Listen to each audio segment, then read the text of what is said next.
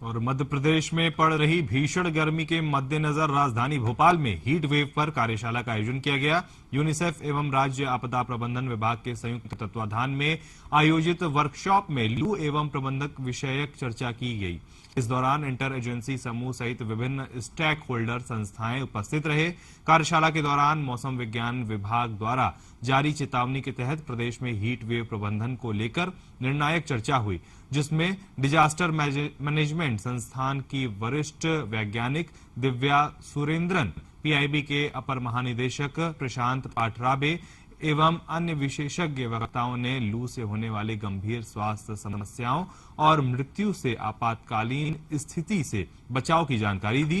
साथ ही इन परिस्थितियों से निपटने के लिए आपदा प्रबंधन द्वारा प्रदेश स्तर पर चलाए जा रहे जागरूकता प्रदेश में आने वाले समय में जो गर्मी का स्तर बढ़ने की संभावना है, जिन जिलों में ज्यादा गर्मी पड़ेगी उन जिलों में स्वास्थ्य विभाग ने पहले ही एडवाइजरी जारी कर रखी है और समस्त मुख्य चिकित्सा स्वास्थ्य अधिकारी को निर्देशित किए गए हैं कि वो इस संबंध में सभी तैयारी करके रखें, मॉक ड्रिल करें। साथ में सभी हीट रिलेटेड इलनेस के जो पेशेंट आते हैं उसके ट्रांसपोर्टेशन के दौरान एम्बुलेंस के अंदर ये व्यवस्था रखें कि उनको तुरंत कूल किया जा सके। साथ ही साथ में ये व्यवस्था की गई है कि सभी जिला स्तर पर हीट रिलेटेड वार्ड्स और उसके अंदर दवाइयां सुनिश्चित की जाए और कोई भी केस यदि किसी भी क्षेत्र में हीट रिलेटेड मिलता है सस्पेक्टेड या कंफर्म केस, उसका तुरंत उपचार किया जाए। इस संबंध में मेडिकल अधिकारियों और साथ में गायनेकोलॉजिस्ट, बच्चे रोग विशेषज्ञ, उनको अलग से उनका ट्रेनिंग दिया गया है कि वो उस परिस्थिति में यदि आने वाले समय में जिन इलाकों में, जिन जिलों में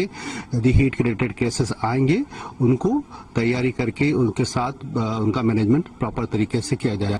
इसके लिए ब्लॉक स्तर के और उनके नीचे के लिए आशा एवं आंगनबाड़ी जो क्षेत्र हैं उन तक भी आईएसी प्रचार प्रसार किया गया है। साथ ही साथ उनको भी इस संबंध में गाइडलाइन दी गई। अभी फोरकास्ट के हिसाब से देखा गया तो आने वाले दिनों में भी टेम्परेचर बढ़ने का ही चांसेस है।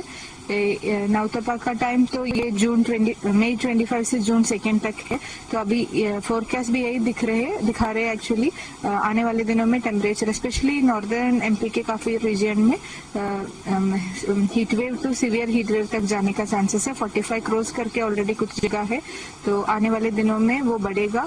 2 दिन के बाद टेम्परेचर पूरा स्टेट में बढ़ने का चांसेस है। जो ये कार्यशाला हुई है ये डिजास्टर मैनेजमेंट इंस्टीट्यूट और यूनिसेफ के माध्यम से, जिसमें state disaster management authority, health department, NGOs, बाकी जो डिपार्टमेंट्स हैं वो पार्टिसिपेट कर रहे हैं।